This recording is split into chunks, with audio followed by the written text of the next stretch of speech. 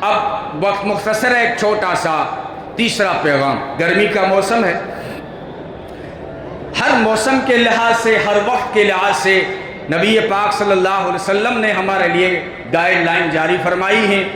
تو گرمی کے موسم کو لے کر نبی پاک صلی اللہ علیہ وسلم نے پانی پلانے کی ترغیب دی ہے۔ بہت زیادہ حدیثیں، بہت زیادہ، لیکن اتنا ہی مسلمانوں میں عمل کم ہے۔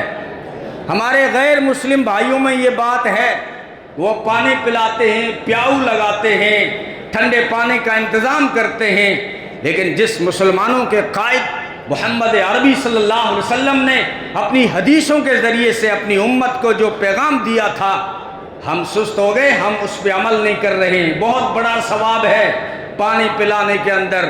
حضرت ابو ہریرہ سے ایک روایت ہے، فرمایا کوئی صدقہ پانی پلانے سے زیادہ، کوئی صدقہ ثواب میں بڑھ کر نہیں ہو سکتا۔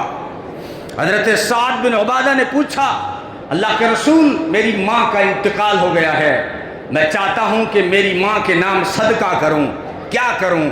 فرمایا پانی کا انتظام کر، ٹھنڈے پانی کا انتظام کریں۔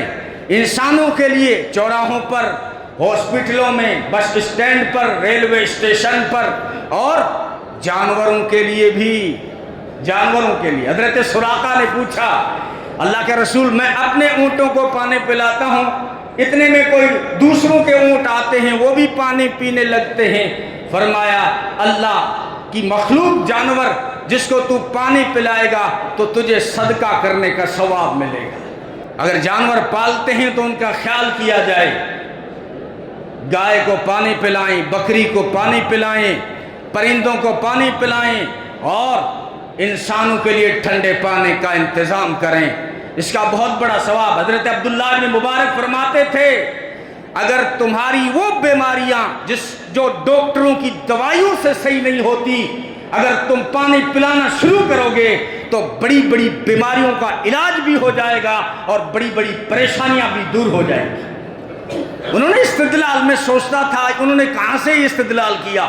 ایک دن میری نگاہ پڑی قرآن کے صفحے پر، قرآن میں ایک واقعہ ہے، حضرت موسیٰ علیہ السلام مدین پہنچے ہیں، مصر سے بھاگے ہیں، اکیلے ہیں، تنہا ہیں، ملک سے دور ہیں، بھوک لگی ہوئی ہے، تھکے ماندے ہیں، پریشانی کی کیفیت ہے، لیکن ایک کنویں پر دیکھا دو لڑکیاں اپنا ریوڑ لیے کھڑی ہیں، تو حضرت موسیٰ علیہ السلام نے ان بکریوں کو اپنے ہاتھ سے کنویں سے پانی کھینچ کر پلایا۔ ہر پریشانی کو اللہ نے دور کر دیا، ساتھی بھی کھڑا کر دیا۔ کسی نے کہا اللہ کی دین کو موسیٰ کلیم اللہ سے معلوم کرو، وہ تو روٹی مانگ رہے تھے، اس نے روٹی پکانے والی بھی دے دی۔